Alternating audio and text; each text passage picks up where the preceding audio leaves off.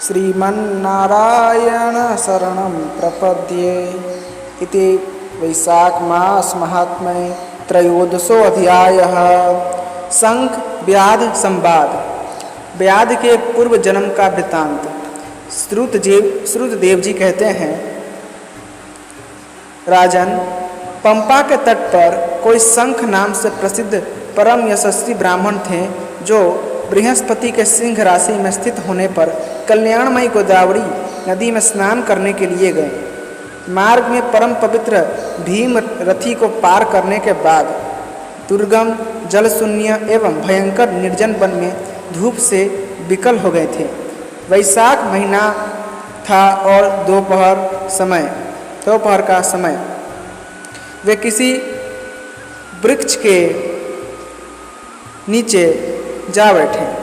इसी समय कोई दुराचारी व्याध हाथ में धनुष धारण किए वहां आया। ब्राह्मण के दर्शन से उसकी बुद्धि पवित्र हो गई और वह इस प्रकार बोला, मुने, मैं अत्यंत दुर्बुद्धि एवं पापी हूँ। मेरे ऊपर आपने बड़ी कृपा की है, क्योंकि साधु महात्मा स्वभाव से ही दयालु होते हैं। कहाँ मैं नीच कुल में उत्पन्न हुआ व्याध, और कहाँ मेरी इस पवित्र बुद्धि। मैं इसे केवल आपका ही उत्तम अनुग्रह मानता हूँ।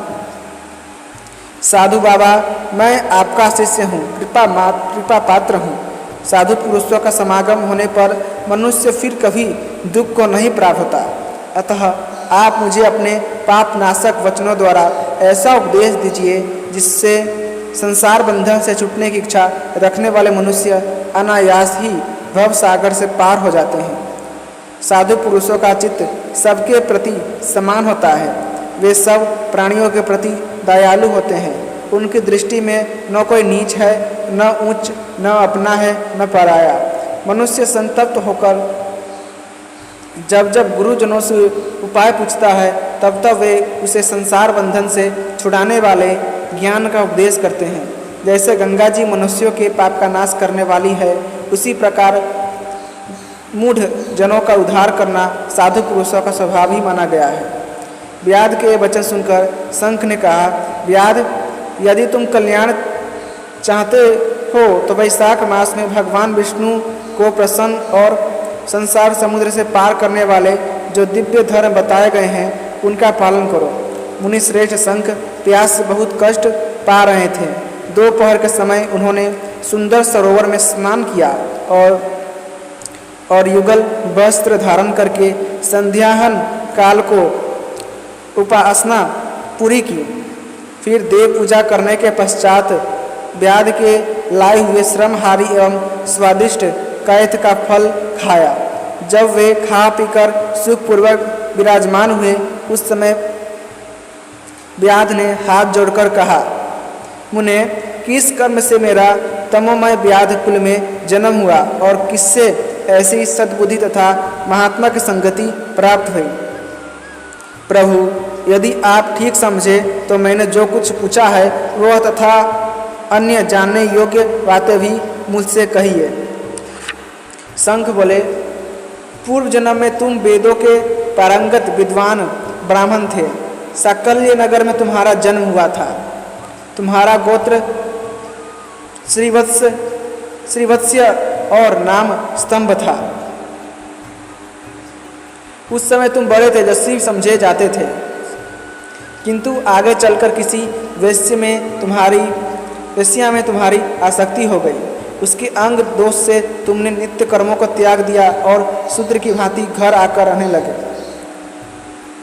यद्यपि तुम सदाचार शून्य, दुष्ट तथा धर्म कर्मों के त्यागी थे, तो भी उस समय तुम्हारी ब्राह्मणी पत्नी कांतिमती ने वेश्या सहित तुम्हारी सेवा की। वह सदा तुम्हारा प्रिय करने में लगी रहती थी। वह तुम दोनों के पैर धोती, दोनों की आज्ञा का पालन करती और दोनों से नीचे आसन पर सोती थी।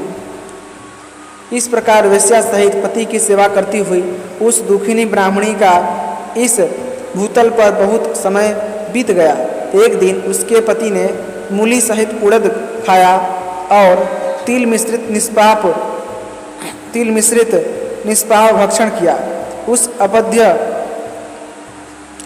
उस अपथ्य भोजन से उसका मुंह पेट चलने लगा और उसे बड़ा भयंकर भगंदर रोग हो गया।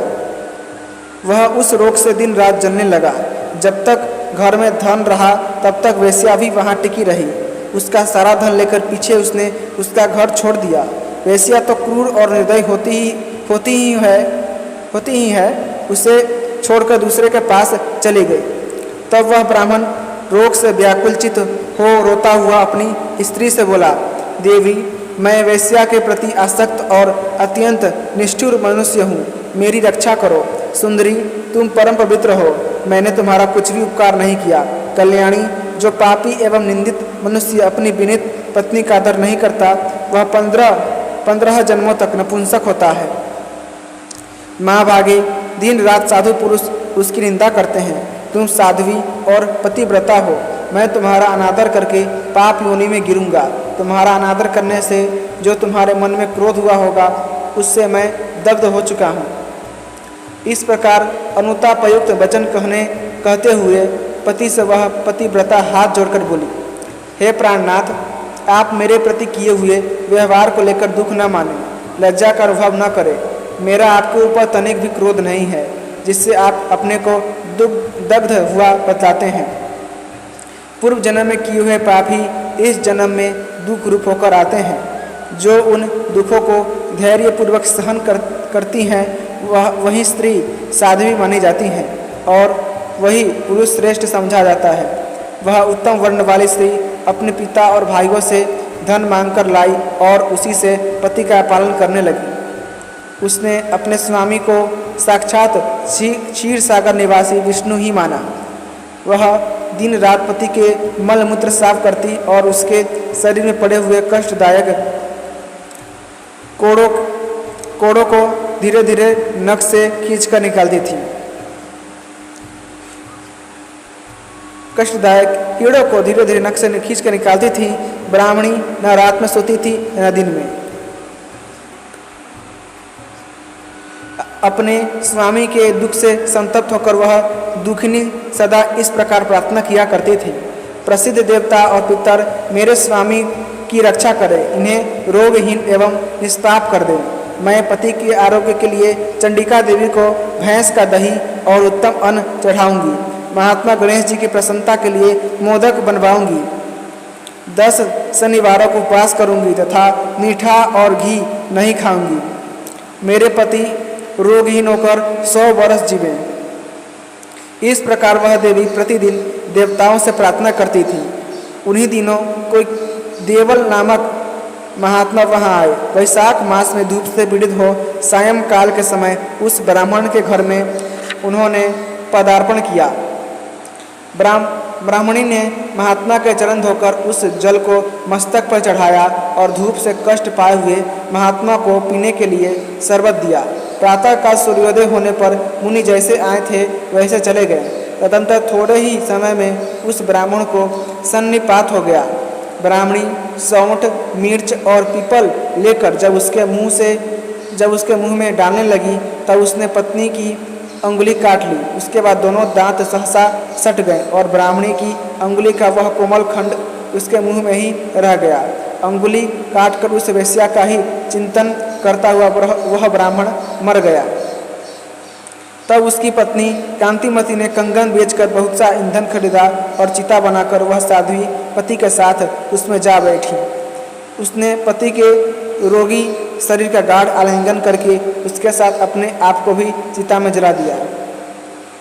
शरीर त्याग कर वह सहसा भगवान विष्णु के धाम में चली गई। उसने वैशाख मास में जो देवल मुनि को शरबत पिलाया और उसके चरणों तक को शीश पर चढ़ाया था, इससे उसको योगी गम्य परम पद की प्राप्ति हुई। तुमने अंत काल में वेश्या का चिंतन करते हुए शरीर त्याग किया था, इसलिए इस घोर व्याध के शरीर में आए हो और हिंसा में आसक्त हो सबको उद्वेग में डाला करते हो। तुमने वैशाख मास में मुनि को शरबत देने के लिए ब्राह्मणी को अनुमति दी थी। उसी पुण्य से आज व्याध होने पर भी तुम्हें सब सुखों के एकमात्र साधन धर्म विषयक प्रश्न पूछने के लिए उत्तम बुद्धि प्राप्त हुई है। तुमने जो सब पापों को हरने वाले मुनि के चरणों तक को सिर पर धारण किया था, उसी का यह फल है कि वन में तुम्हें मेरा संग मिला है। अथ स्कंद पुराणे वैष्णव खंडे वैशाख मास महात्म्य त्रयोदशो अध्याय संपूर्णम। इसी के साथ वैशाख मास महात्म्य के 13वां अध्याय समाप्त होता हुआ। यदि आपको ये कथाएं पसंद आती हैं तो कृपया करके चैनल को सब्सक्राइब करें और वीडियो को लाइक करें तथा अपने दोस्तों के साथ शेयर जरूर कीजिए। धन्यवाद। जय श्रीमन नारायण।